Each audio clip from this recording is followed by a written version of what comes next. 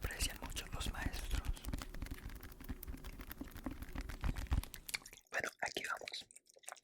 What surprised me most about seeing my sister dead is the lingering smirk on her face. Her bare lips are turned up ever so slightly, and someone has filled in her patchy eyebrows with a black pencil. The top half of her face is angry, like she's ready to stab someone, and the bottom half is almost smug.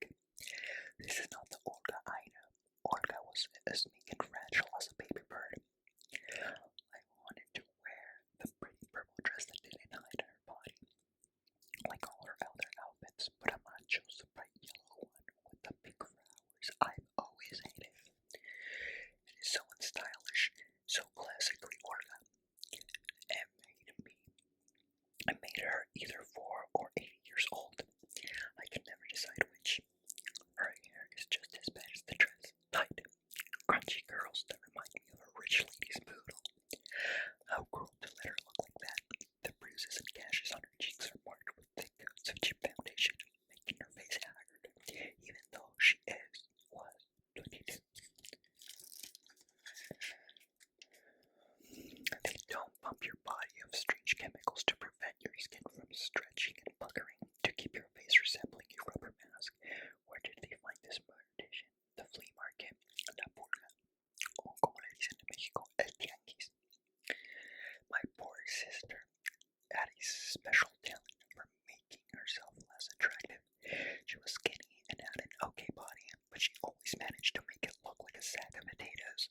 Her face is pale and plain, never a single drop of makeup.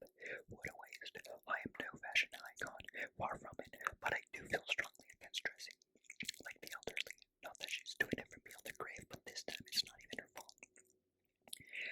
Olga never looked or acted like a normal 22-year-old. It made me mad sometimes. Here she was, a grown-ass woman, and all she did was go to work, sit at home with her parents, and take one class each semester at the local community college. Every once in a while, she'd go off shopping with Amma or to the movies with her best friend Angie to watch terrible romantic comedies about clumsy but adorable white women who fall in love with architects of the streets of New York City. What kind of life is that? Didn't she want more? Didn't she ever want to go out and grab the world by the balls? Ever since I could pick up a pen, I've always wanted to be a famous writer. I want to be successful. I want to be so successful that people stop me on the street and ask, "Oh my God, are you Julia Reyes, the best writer who has ever graced this earth?" All I know is I am going to pack my bags when I graduate and say, "Peace out, motherfuckers." But not Olga, Saint Olga, the perfect Mexican daughter. Sometimes I wanted to scream at her until something switched on in her brain, but the only time I ever asked her why she didn't move out or go to a real college, she told me to leave her alone in a voice so weak and brittle. I never wanted to ask her again. Now I'll never know what Olga would have become. Maybe she would have surprised us all. Here I am, thinking all of these horrible thoughts about my dead sister. It is easier to be pissed though. If I stop being angry, I'm afraid I'll fall apart until I'm a warm mound of flesh on the floor.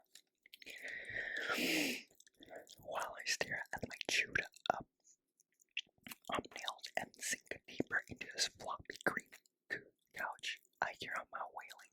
She really throws her body into it too. She screams as she practically climbs inside the casket. Appa doesn't even try to pull her off.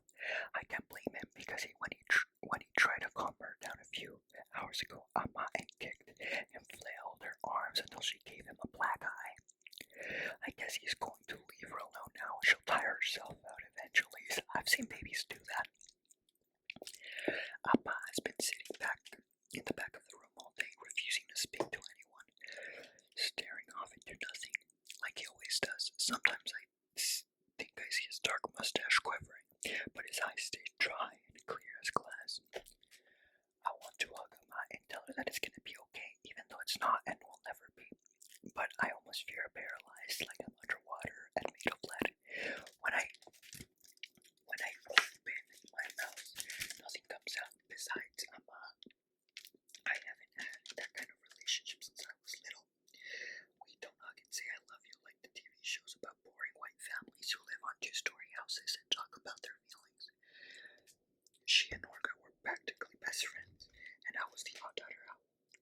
agreeing, drifting away from each other for years. I've spent so much of my life trying to avoid Emma because I always end up arguing over something stupid, petty things. We once fought about an egg yolk, for instance. True story. Appa and I are the only ones in the family who haven't cried.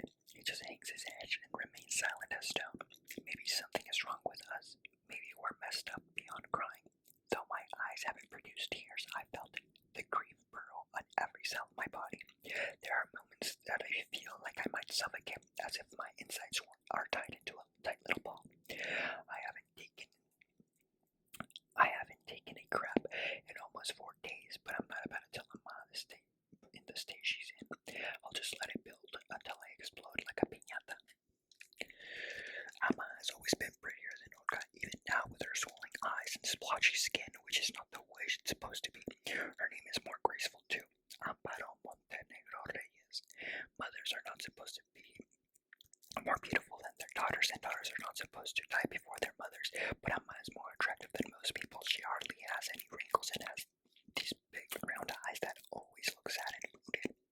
Her long hair is thick and dark, and her body is still slim, unlike the other moms in the neighborhoods who are shaped like upside-down pears. Every time I walk down the street with Amma, guys whistle and honk, which makes me wish I carried a slingshot. Amma is rubbing Olga's face and crying softly now. This won't last though. She's always quiet for a few minutes, then all of a sudden she lets a moan that makes your soul turn inside out.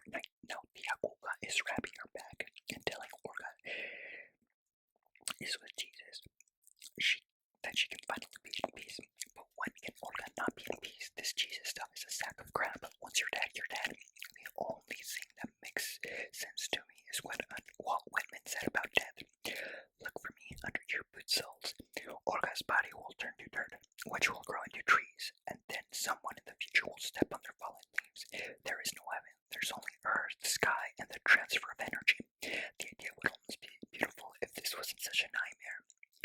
2 ladies waiting in line to see Olga in her casket begin crying. I've never seen them in my life. One is wearing a faded and billowy black dress, and the other wears a saggy skirt that looks like an old curtain. They clasp each other's hands, and whisper.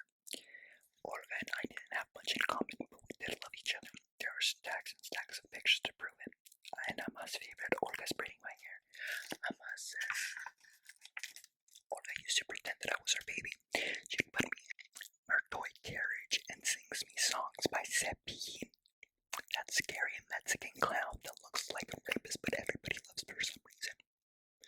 I wouldn't give anything to go back to the day that she died to do things differently. I think of all the ways I could have kept Olga from getting on that bus. I replayed that day over and over in my head so many times, and I have written down every single detail.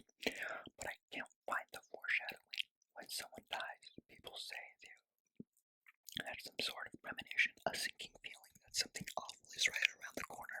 I didn't.